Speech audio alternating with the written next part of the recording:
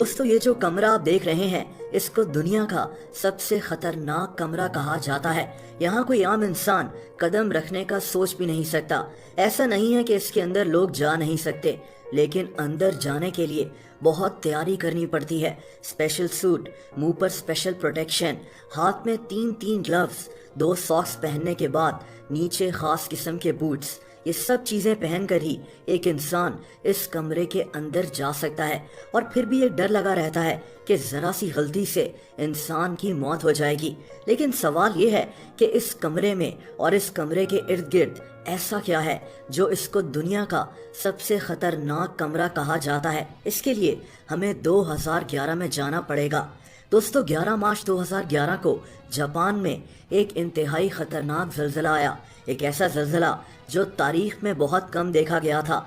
इस जल्जले की वजह से जापान में सुनामी आ गया था। ऐसा खतरनाक सुनामी जिसकी वजह से 20,000 लोग मारे गए थे। आज भी हजारों लोग जापान में लापता हैं। कोई नहीं जानता कि ये लोग सुनामी में कहाँ चले गए।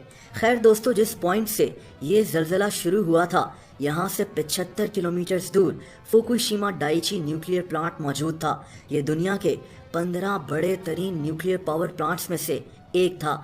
लेकिन इस सुनामी ने इस न्यूक्लियर प्लांट को तबाह करके रख दिया। इस खतरनाक जल्जले की वजह से इस न्यूक्लियर प्लांट की इलेक्ट्रिकल लाइंस कट चुकी थीं। इस न्यूक्लियर प्लांट में लगे जनरेटर्स भी पानी की वजह से काम करना बंद कर गए। दोस्तों यानी आसान अल्फाज में यहाँ बिजली खत्म हो चुकी थी। फुकुशिमा न्यूक्लियर प्लांट अंधेरे में डूब चुका था। अब होता यह था कि इस न्यूक्लियर प्लांट में मौजूद न्यूक्लियर फ्यूल को पानी की मदद से ठंडा रखा जाता था, और अब बिजली ना होने की वजह से ये प्रोसेस बंद हो चुका था। न्यूक्लियर प्लांट में लगे 3 रिएक्टर्स ओवरहीट होकर पिघलना शुरू हो गए, और दोस्तों इसके अंदर से निकलने वाली गैसेस इतनी जोर से फटी कि इन्होंने आसपास की बिल्डिंग्स को भी तबाह करके रख दिया।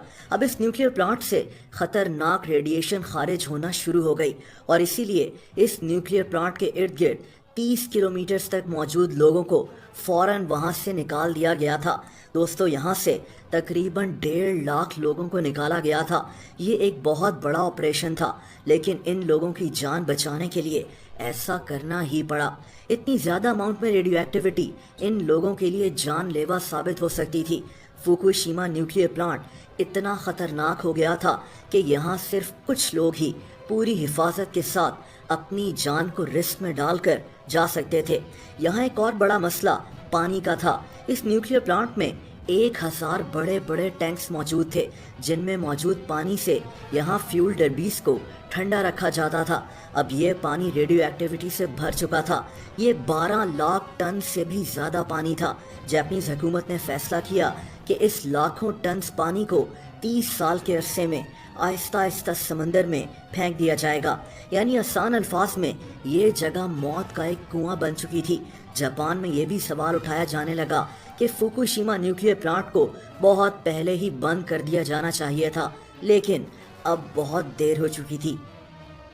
दोस्तों जल्जले और सुनामी के बाद इस न्यूक्लियर प्लांट का कंट्रोल रूम भी तवज्जो का मरकज बन गया था। वही रूम जिसका जिक्र मैंने शुरू में किया था। इस कंट्रोल रूम को दुनिया का सबसे खतरनाक कमरा भी कहा जाने लगा।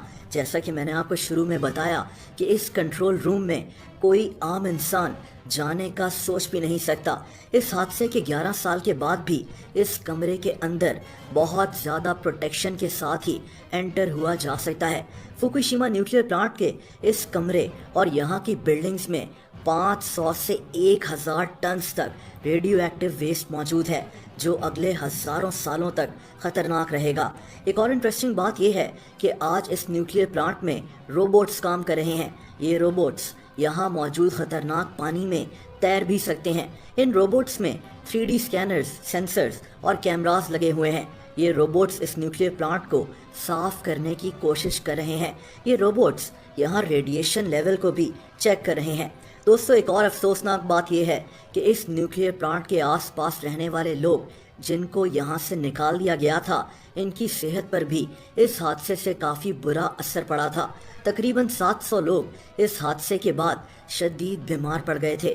ڈاکٹرز کے مطابق ان کے مرنے کے چانسز ایک ہیلدی انسان سے 2.7 ٹائمز بڑھ گئے تھے۔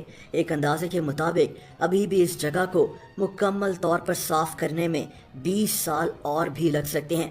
بہرحال فوکوشیما نیوکلیئر پلانٹ، اس کا کنٹرول روم اور اس کے اندر موجود ایک ایک چیز انتہائی خطرناک ہے۔ ویڈیو پسند آئی ہو تو ویڈیو کو لائک ضرور کر دیں۔